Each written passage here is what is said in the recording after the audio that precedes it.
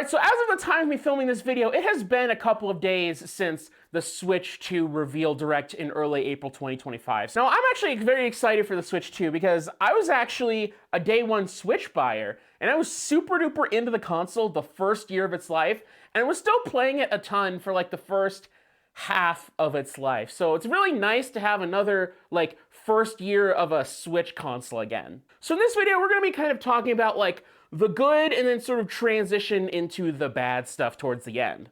I'm really glad that Nintendo went for a more iterative approach with the Switch 2 rather than just try to reinvent the wheel wholesale.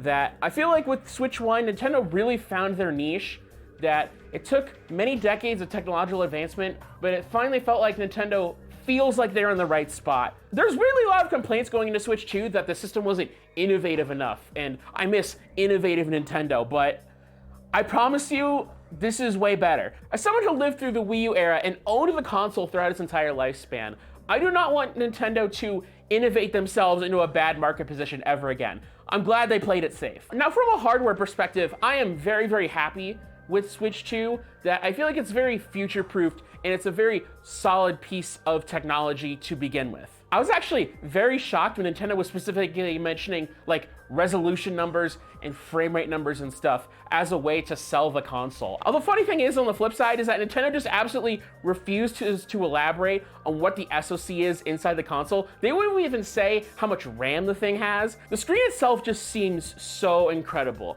Native 1080p display, HDR, VRR, 120 FPS.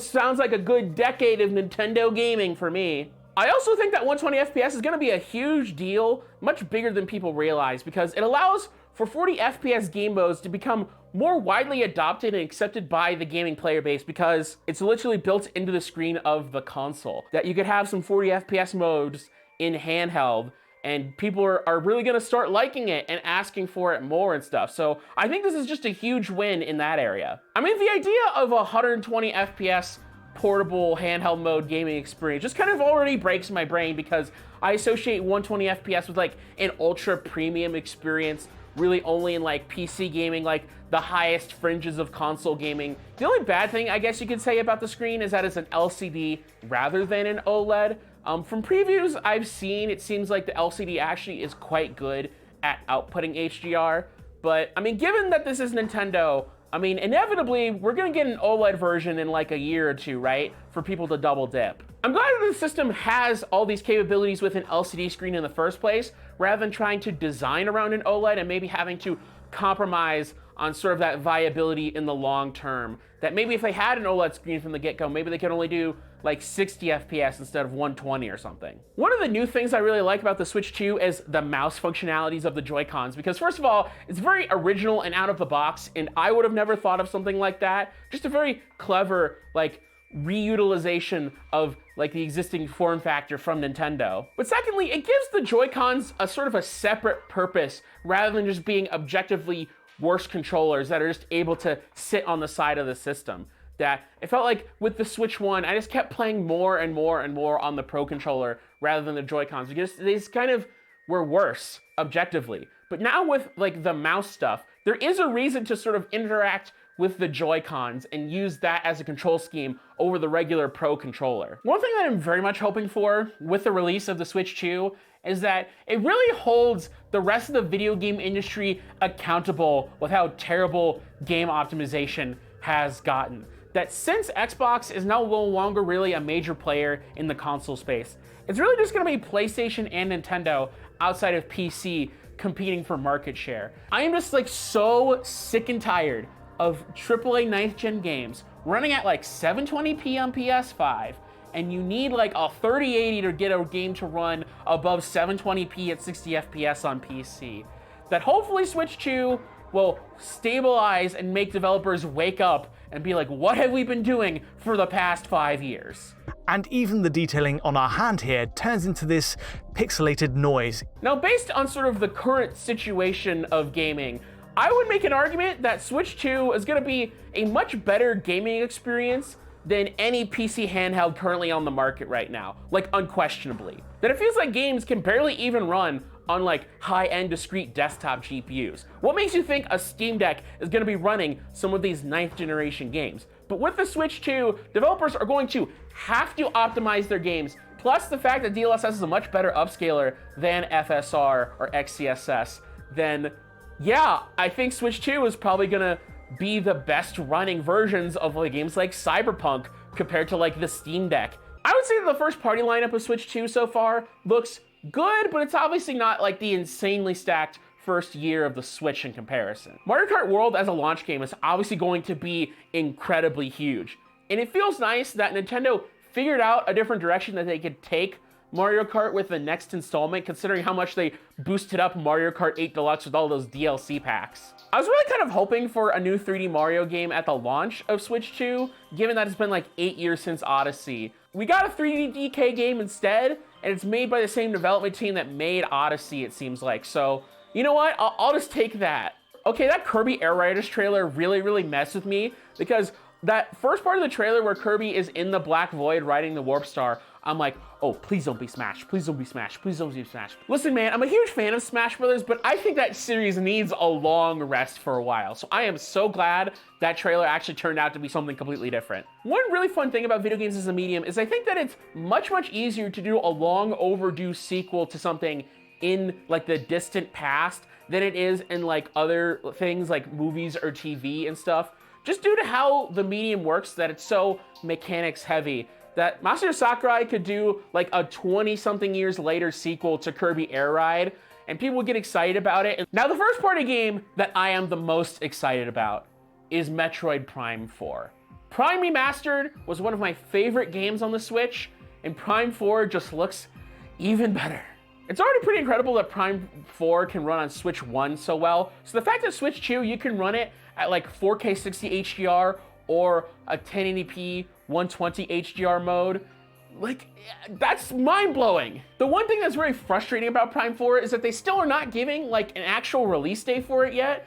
Like, we're pretty well into 2025 and they still don't have a solid release date for it yet. I feel like there's kind of a massive missed opportunity to make Metroid a super huge series that sells super well relative to sort of its historical impact on video games by making it a Switch 2 launch title. But hopefully whenever they do launch it, that it ends up selling super well. Dread was a huge step in the right direction in the sales trajectory, that it's like the best-selling Metroid game. So hopefully Prime 4 can just like knock that into the stratosphere. I would say the third-party showing from the Direct was actually like pretty good. I mean, you had stuff like Cyberpunk, a new exclusive FromSoft game plus Elden Ring, Not Potato Hogwarts Legacy, Deltarune, Hollow Knight Silksong, Borderlands 4.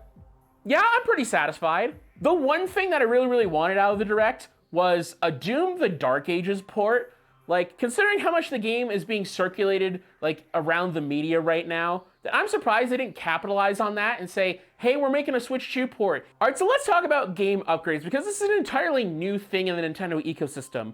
And Nintendo really seems to be sort of aping their model much more from PlayStation than anybody else. Now, just as a baseline, taking a generic Switch 1 game, no upgrade packs or anything like that, and plopping it into Switch 2, it just seems like Switch 2 by default is gonna run the game a little bit better out of the box. But if you want any more significant like resolution upgrades, frame rate upgrades, you're going to have to get an upgrade pack. These upgrade packs can kind of vary from being free to being paid with new game content. So again, very similar to the way PlayStation does it. If there's any first-party game that I want an upgrade pack for, it would be Astral Chain.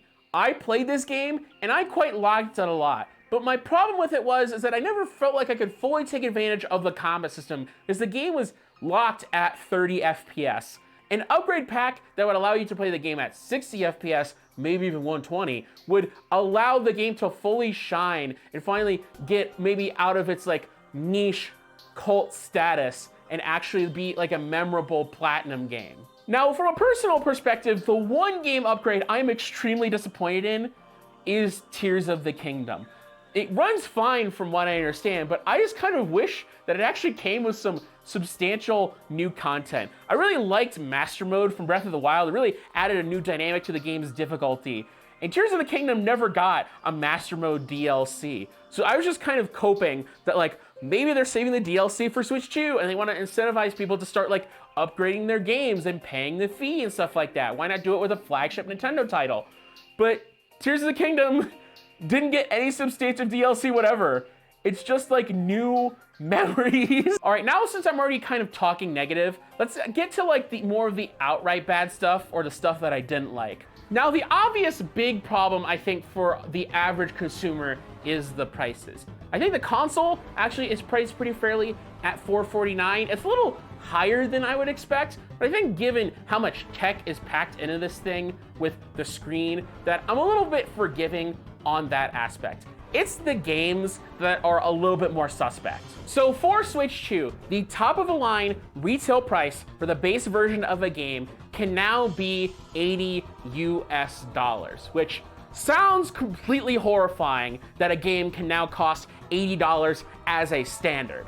Now, I'm gonna play devil's advocate a little bit here because inflation in the past couple of years around the world has gotten absolutely crazy out of control. That a Switch 1 game for $60 in 2017, in 2025 dollars, would be worth around $78, meaning that Nintendo charging $80 for its top-of-the-line games really isn't that far out of line compared to the pricing back when Switch 1 came out. But on the other hand, I think it's pretty undeniable that in 2025, that I think people on average are worse off than they were in 2017. And so I can understand why people are mad at the increase in prices. Now, another weird thing about Switch 2's pricing is that it seems like Nintendo is going for a much more flexible pricing system overall. My evidence for this is that Mario Kart World is going to be $80 US on launch, but then Donkey Kong Bonanza is going to be $70 US.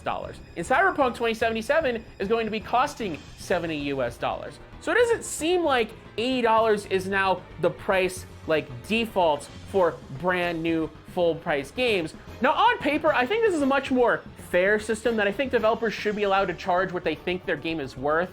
That instead of just by default charging the maximum amount and then charging less if they think their game is worth less than that, it creates a more flexible pricing system. But in practice, what I expect to happen is that for games that I think Nintendo is going to expect to sell gangbusters, games like Pokemon, 3D Mario, Mario Kart, stuff like that, they're gonna try to charge that extra $10 to make a little bit more because they know that it's not gonna slow down the sales momentum if they charge more. And then for games they maybe don't think are gonna sell as well, they're gonna charge maybe $70 for. Now, I wanna take a moment and talk about a personal disappointment that I have, specifically with accessories, and that is the Switch 2 Pro Controller. Now, for the past decade or so, when it comes to the competition of who creates the most ergonomic and comfortable and best feeling controller, the competition, in my opinion, really has been a two-way race between PlayStation and Nintendo. And so for me, going into the Switch 2, I was really excited to see what Nintendo was going to do with their Pro Controller this time around. That, yeah, the Joy-Con designs might not really change because the form factor of the Switch 2 itself didn't really change all that much, but surely the Pro Controller, Nintendo is going to reinvent the wheel on ergonomics in order to keep up with the DualSense. But disappointingly, the Switch 2 Pro Controller seems ergonomically identical to the Switch 1 Pro Controller that came out in 2017.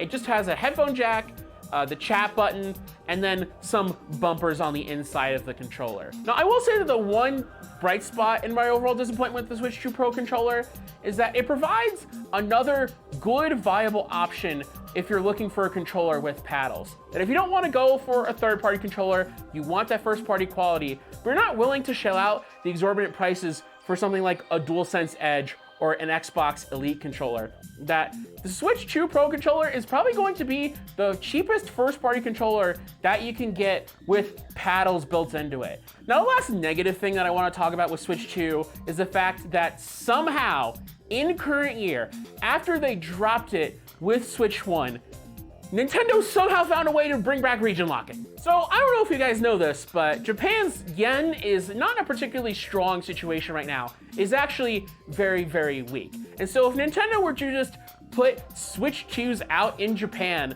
that are region-free as they are, people would be mass importing them. So what Nintendo has done is that they have created a much cheaper Japanese-only version of the Switch 2 that only supports Japanese language, it can only play Japanese games. And then they have an international model that supports all languages and games from all regions, so that they can deter people from mass importing Switch 2. Now, I think from just like a fairness standpoint, I think Japanese people should be able to buy a Switch 2 without people just plundering their entire supply just because it's cheaper. And so on that aspect, I understand why they did this. But at the same time though, considering how much of a pain in the butt region locking has been for so much of gaming history, the fact that Nintendo really brought it back this much in this major of a way to start out with really does suck. Now, I guess this really isn't that surprising. If you've been following this Nintendo Switch ecosystem even a little bit, you'll know that Nintendo has dabbled their toes back into region locking stuff after they made everything region free, specifically with like the Chinese only models of the original Switch. But just the fact that Japan, one of like the major pillar regions of the console success, a vast majority of those consoles are not going to be able to play games from anywhere else on the planet, just sounds so annoying. So am I actually going to pick up a Switch 2 at launch? No. Well, sorry, I kind of spent all my money upgrading the GPU in my PC anyways, and hopefully avoiding tariffs that cause the prices to spike even crazier higher later this year. So sorry Nintendo, but PC won out. Plus, there's not really any games that I'm like chomping at the bit that I want to play on day one, like ASAP. Maybe the only one is Metroid Prime 4, but that's gonna be available on the original Switch anyway, so I'm not really losing out on too much. Anyways, guys, that's it for the video. What did you guys think of the Switch 2 reveal? Did you like it? Did you hate it? Comment down below. Do you think the prices are obnoxious? Do you think the prices are fair? What do you guys think about the games? Anything like that? Any of the technology, any of the features and stuff? Anyways, that's it, and have a good day.